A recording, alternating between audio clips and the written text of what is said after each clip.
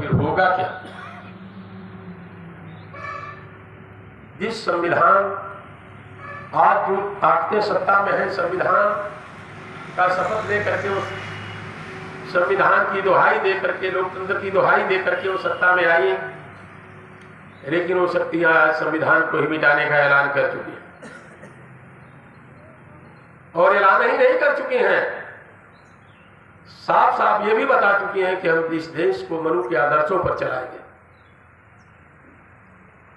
साथियों, आपने सुना होगा कि 12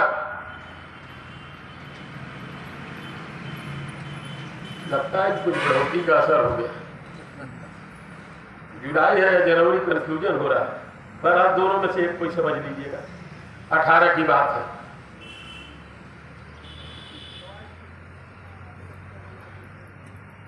सुप्रीम कोर्ट के 4 जजों ने जब ये अपनी मर्यादा को तोड़ करके, अपना प्रोटोकॉल तोड़ करके ऐलान किया कि देश में लोकतंत्र खतरे में है, तो थोड़ी बहुत हल्की फुल्की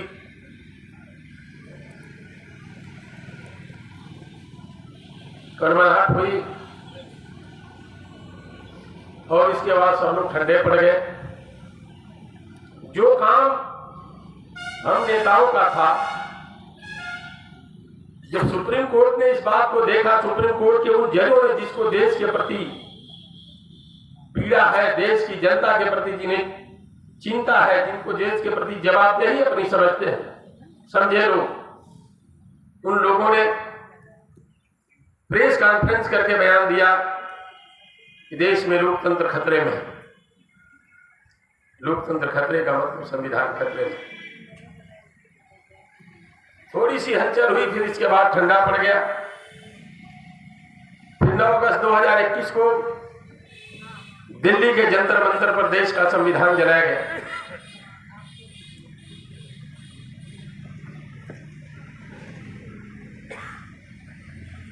सितारा जी, देश की आधी आबादी को आप प्रतिनिधित्व कर रही हैं, बात सुने। फोन वाला तो बादों में बतिया दिया। मैं बता रहा था कि 9 अगस्त 2021 को देश की राजधानी दिल्ली के जंतर मंतर पर देश का संविधान जलाया गया।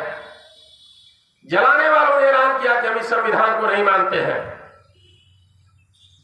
कौन से संविधान को नहीं मानते? जो संविधान समता के आधार पर बना है,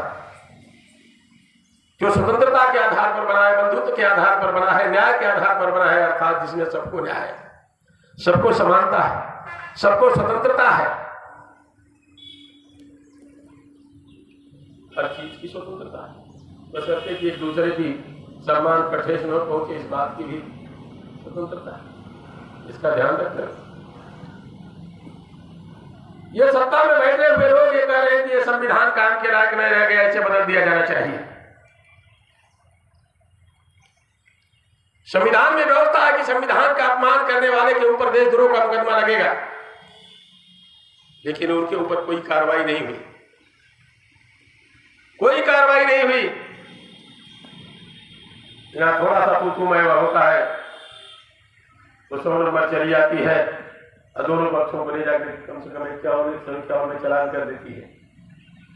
संविधान में व्यवस्था है कि संविधान के अपमान करने वाले के ऊपर देशद्रोह का मुकदमा लगेगा, 3 साल से पहले उसकी जमानत नहीं होगी, लेकिन उन देशद्रोहियों के ऊपर कोई कार्रवाई नहीं हुई। इसलिए वो अपनी मर्जी से नहीं गए थे। संविधान जलाने वो अपनी मर्जी से नहीं गए थे। अगर इनके संविधान को बाबा साहब डॉक्टर अम्बेडकर ने, जो मानवता विरोधिता का बराबरी के आधार पर कायम था, इंसानियत का दुश्मन था, जिसको 1927 में जिसकी होली जलाई थी, इन्होंने भारतीय संविधान जिसके बदौलत उस मुकाम पर पहुंचे, उस संविधान को जलाने का काम किया और ऐलान किया कि संविधान को हम नहीं मानते।